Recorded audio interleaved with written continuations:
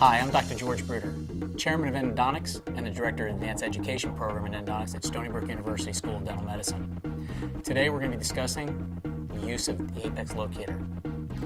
The apex locator, back in 1996, was shown to be 96% accurate by a research study done by Shabahang. One thing I want to do today is review some simple tips that can increase your accuracy and ease of use with the apex locator. The first thing you want to be reminded is that your apex locator has its power from batteries. What I'd like you to do is always look at your meter and make sure that your power is greater than half of the bars. If your battery strength goes below halfway, the accuracy of your apex locator can be compromised. This is something we have to be conscious of, and a simple tip is every time we change our clocks, we should change the batteries in our apex locator. Some other useful tips include what can we do while using the apex locator to keep an irrigant in the canal so we have a perfect lubricant. And there's nothing wrong with keeping an irrigant in the canal. However, remember, if you have a multi-rooted tooth, you do not want the chamber to be moist or filled. This could trick the apex locator into thinking that it's in more than one canal, especially in a multi-rooted tooth like a molar. Also, many of us have to be aware of the fact that the metal of the file can connect with large restorations and or crowns. One simple tip here is the ProLube ampule is plastic. When you cut that to remove your lubricant, don't throw it away.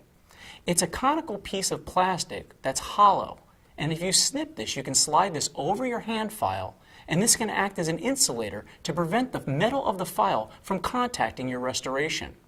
This will increase your accuracy and get away from that annoying bouncing of your needle from the apex locator.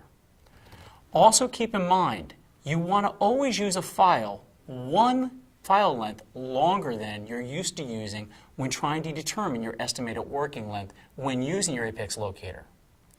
If your estimated working length is 21 millimeters, advance a 21 millimeter file to that estimated working length, but prior to using the apex locator, use a 25 millimeter file. This will allow you adequate space for the file clip to go above your stopper. That way, you're not pushing the stopper down when determining this accurate working length from your reference point. Also, you're going to notice your apex locator, as you advance it apically, may go beyond your apical constriction. As mentioned before, I want you all to remember to remove that file by turning it counterclockwise back into the canal. This will allow you to advance it back to the working length without destroying the apical constriction. Also remember that the file clip that plugs into your probe wire is made of brass. That connector can oxidize over time. It's a simple trick and tip for all of you. Go to your local hardware store, get 000 steel wool used in finishing furniture. This will allow you to remove that oxidized layer and increase your points of contact when connecting this connector to the probe wire. And last, remember, when you have the rubber dam on, it's a simple idea, but it's a trick that I hope you find very useful, and that is taking your file clip, extending it out, and clipping it onto the rubber dam itself during your treatment. That way, it's easily accessible the next time you need it during the case.